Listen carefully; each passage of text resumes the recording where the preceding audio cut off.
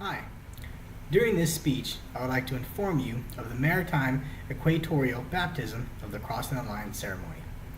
The Crossing the Line ceremony is a maritime equatorial baptism initiation given to those deemed worthy by King Neptune and the members of his court, such as Davy Jones. The ceremony is held while crossing the equator during long voyages at sea. The Crossing the Line ceremony holds a long line of history and tradition and is also held with the strongest level of rules and regulations. The ceremony of the Crossing the Line is an initiation rite given by the United States Navy, the United States Coast Guard, and the United States Marine Corps, and other navies that commemorate a sailor's first crossing of the equator. Originally, the tradition was created as a test for seasoned sailors to ensure that their new shipmates were capable of handling long voyages at sea. Sailors who have already crossed the equator are nicknamed shellbacks or trusty shellbacks, often also referred to as the sons of Neptune. Those who have not crossed the equator are named polywogs or slimy wogs.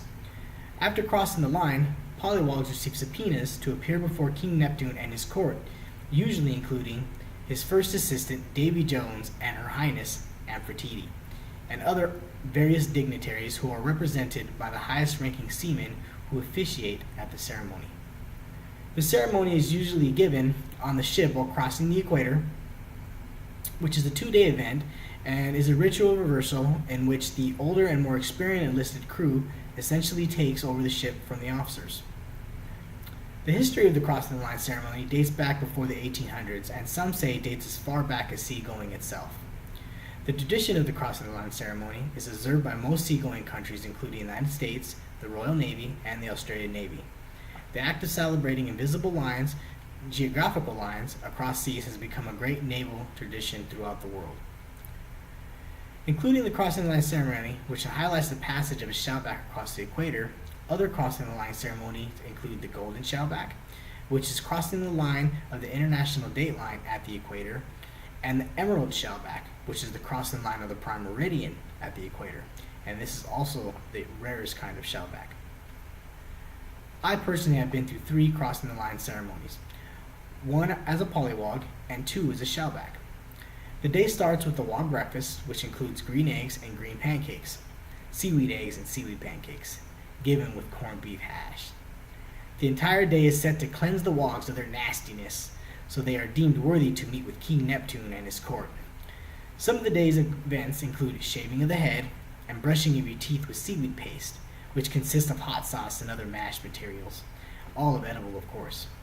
Then diving into the whale's belly, filled with whatever the shellbacks deem worthy, and this is usually last night's dinners or leftover.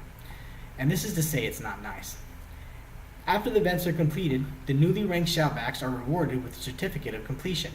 And here is an example of that certificate.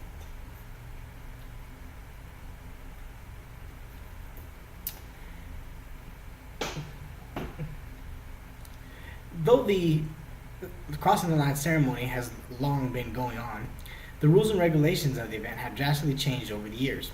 In the early years of the event, there have been reports of beatings and extreme hazing. Though the ceremony holds a long line of maritime tradition, over the years the ceremony has been held at close watch by military officials, still allowing the event but regulating to maintain a strong camaraderie amongst the crew. The Crossing the Line ceremony is a naval tradition that goes back many years. I have been privileged to experience such a ceremony and to be part of the tradition that should continue for many more years. And though the rules and regulations will continue to change, so many more can experience this long naval tradition.